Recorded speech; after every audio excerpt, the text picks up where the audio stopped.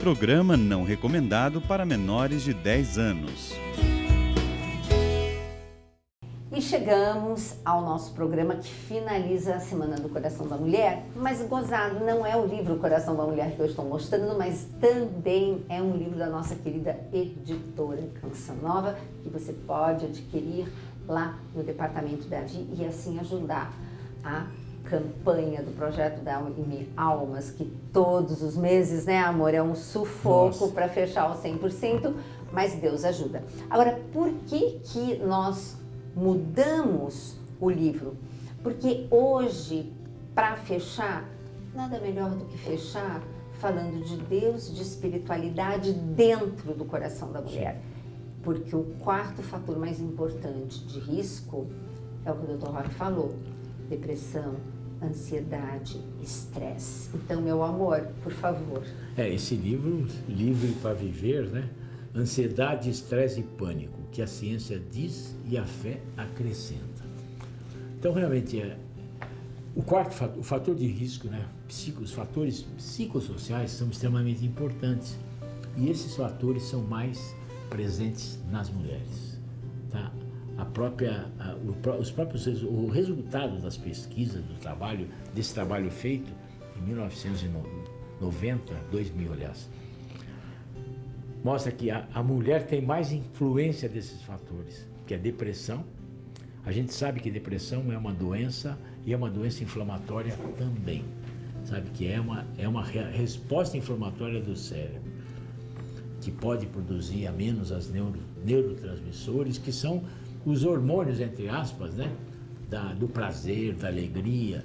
Então aí a pessoa começa a entrar em deprê. E a mulher, é muito comum a mulher apresentar isso na pré-menopausa e na menopausa, onde diminui o hormônio, o estrogênio diminui, que é o hormônio feminino, e esse hormônio, ele tem uma relação com o humor também. Então é muito comum, né, a mulher menopausada entrar em depressão. Independente desse fator hormonal, existe todo um contexto, né? A síndrome do ninho vazio, que a mulher fica sozinha, né? Os filhos casam, vão embora, de repente ela perdeu o sentido da vida. Perdeu o sentido, porque o objetivo, o bezerro de ouro dela é o filho, né? Parece que a mulher foi feita para procriar, isso inconscientemente, né? Feita para procriar, para cuidar do filho, e às vezes ela tira a comida da boca para dar para o filho. Sim. Quantas e quantas vezes a gente vê isso, né? Sim. E para você mesmo que está em casa, você sabe muito o que eu estou falando. Então esse é um outro fator, né? Esse fator psicológico, esse fator mental. E tem o lado espiritual também, né? Claro. Da espiritualidade, que a depressão é uma doença que começa no físico, né? Pessoa que tem um AVC, que tem hipotiroidismo, começa no psicológico, esse vazio existencial, mas ela pode começar no lado espiritual também.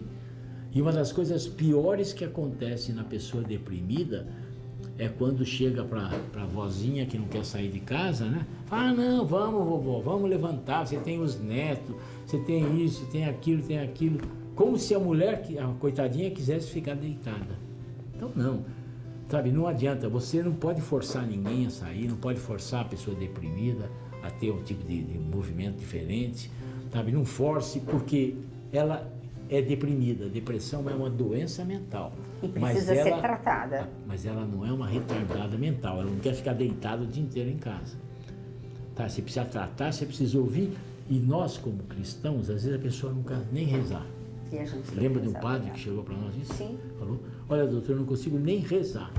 Então a gente tem que sentar e rezar por eles, né? Ouvir.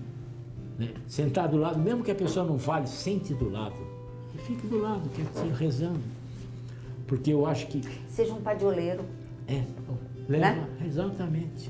E porque depressão veja só, aí falaram para mim assim: depressão é falta de Deus, porque se eu tomo remédio, olha só, olha que loucura que as pessoas chegam, de me ligaram isso, doutor, se eu tomar remédio, eu estou indo contra, porque se eu tenho Deus, eu não tenho doença, não tenho depressão. Se eu tomo remédio, estou indo contra. Não, você está errado. Depressão não tem nada a ver com a espiritualidade. Você piora muito a espiritualidade, piora da depressão se você não a tem, mas não é a causa. Santa Teresinha de Menino Jesus, tá? várias e várias histórias na Bíblia. Davi falando lá, eu quero morrer, não é? Exato. Abraão, tudo tem várias histórias na Bíblia mostrando que... E é importante dizer da necessidade de procurar ajuda, né, Sim, amor? tanto física, né? Vai no médico, aí você fala, bom, mas você é cardiologista, por que você está falando de depressão? Porque eu sou médico antes de tudo, né? Graças a Deus, a nossa formação médica é uma formação de clínica, global. Eu não trato, sabe, o órgão, eu não trato a doença, eu trato um doente. Tá? Muitas pessoas chegam aqui com queixas cardiológicas, que na verdade, por trás de tudo aquilo, tem uma coisa que chama-se depressão. Você sabe, você é prova disso, tá? Que a gente dá remédio, tem que tomar remédio. Claro que quando a depressão chega num nível muito complicado, tudo, nós temos um suporte de psiquiatra ao lado com a gente. Lógico. Tá? Porque não é todo mundo que você vai mandar para o psiquiatra. A grande maioria a gente resolve fácil. É porque o médico habilitado como o Dr. Roque, lógico, né? E com a experiência dele, ele está habilitado a reconhecer aquele paciente como tendo essa depressão e prescrever o remédio. A gente está aí, a gente tem um limite, né? A gente sabe. E a grande maioria, sabe, e esse lado espiritual é importantíssimo.